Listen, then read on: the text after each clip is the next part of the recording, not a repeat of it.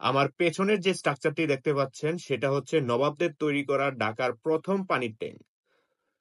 বাহাদুর শাহ পার্কের ঠিক উত্তর দিকে, আরো যদি স্পেসিফিক্যালি বলতে চাই, সরকারি কাজী নজরুল ইসলাম কলেজের ঠিক পাশেই অবস্থিত ঢাকার সবচেয়ে পুরনো পানির ট্যাঙ্ক। ঢাকাবাসীর সুপেয় পানি সরবরাহের জন্য অর্থদান সহ সবিশেষ উদ্যোগ নিয়েছিল ঢাকার নবাব পরিবার। 1871 সালে নবাব আব্দুল গনি পেয়েছিলেন KCMI অর্থাৎ king commander of the order of the star of India উপাধি। উপাধি পাওয়ার আনন্দে ঢাকাবাসীর কল্যাণের জন্য তিনি দান করেন সেই সময়ের 50,000 টাকা।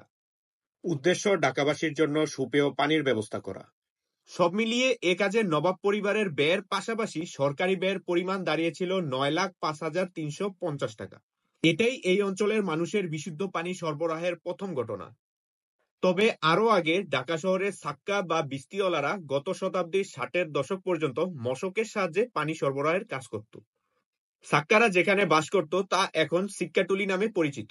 সর্বপ্রথম ওয়াটার ট্যাঙ্কটি তৈরি হয়েছিল 1878 সালের 24শে মে।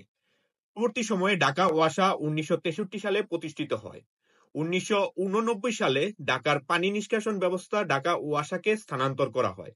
এই পানির ট্যাঙ্ক আমাদের ইতিহাস ঐতিহ্যের অংশ, তবে এর যত্ন নেওয়া হয় বলে আমার মনে হয় না। প্রত্নতাত্ত্বিক অধিদপ্তরের উচিত এর প্রতি বিশেষ নজর দেওয়া। ইনফরমেশন আমি গুগল থেকে কালেক্ট করেছি, কোনো ভুল থাকলে অবশ্যই আমি ক্ষমা প্রার্থী। Thank you.